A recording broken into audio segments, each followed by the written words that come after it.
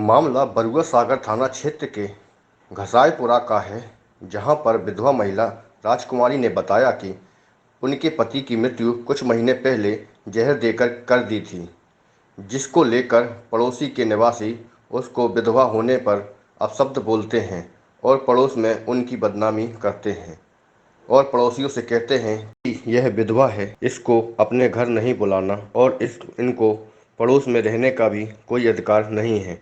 आइए सुनते हैं महिला का क्या कहना है। क्या नाम है माता जी आपका? राम कुमारी यादव। कहाँ से हैं आप? बरुआ सागर। क्या मामला है आपका? जे साहब, मेरे मोहल्ले में एक कुशवाहा रहता है, बाबूलाल कुशवाहा रहता है, जिसके 2 बेटे हैं। बड़े बेटे का नाम अनिल है, दूसरे बेटे का नाम मुकेश है, उसकी पत्नी का नाम सावित्री है। ये 4 लोग मुझे परेशान करते हैं। मेरे हस्बैंड को मरे करीब 4 महीना हो गए हैं। उस दिन से जे आए दिन मुझको देख देख के गालियां देते हैं और कहते हैं तुम यहाँ से भाग जाओ, तुम विधवा हो, तुम्हें देख के औरतें भी और विधवा हो जाएंगी, इसलिए तुम्हारे यहाँ रहने का कोई हक नहीं है। ये लोग ज़्यादा गालियाँ देते हैं। मैं सुन के रह गई, मैंने कुछ नहीं कहा। एक दिन मेरे बेटे ने सुन लिया तो वो बोलो माँ, ये तुम्हें गालियाँ देते हैं, तुम कुछ क्यों नहीं कहती हो? तो मैंने कहा बेटा, अपन घर में अकेले हैं, ये दमंग लोग हैं, ये अपने साथ कुछ भी कर सकते हैं। तो लड़का बोलो नहीं माँ, इतने दबके नहीं रहना है, इनके घर जाके हम उड़ाना देंगे। मेरा बेटा इनके घर कल 9:30 बजे उड़ाना देने के लिए पहुँचा तो ये लोग सब मारने के लिए झपट पड़े, जिसमें लोहे की राडें और पटिया लाए थे।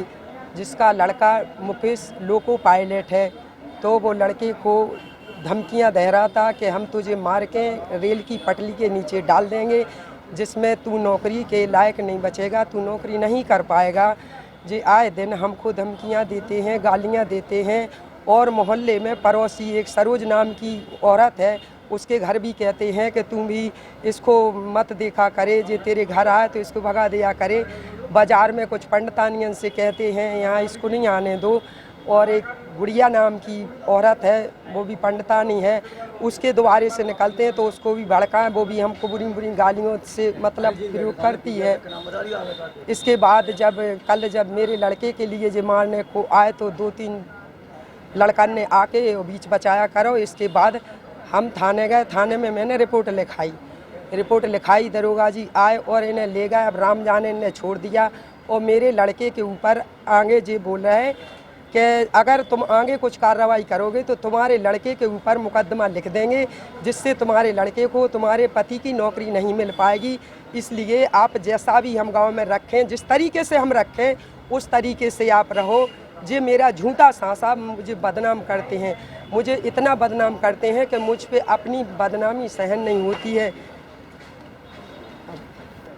पूरे मोहल्ले में मुझे बदनाम कर दिया है, मार्केट में भी मुझे जाना लोग कहने लगे हैं कि तुमको तो इतना बदनाम कर दिया है, तुम को तो वे बोलते हैं कि ये बाज़ार में भी नहीं निकलने देंगे, ये विधवा औरत है कि इसको कोई देखेगा वो भी विधवा हो जाएगा। ये 2 महीने से मेरे ऐसे पीछे पड़े हैं कि मैं घर से निकलना भी मुश्किल है।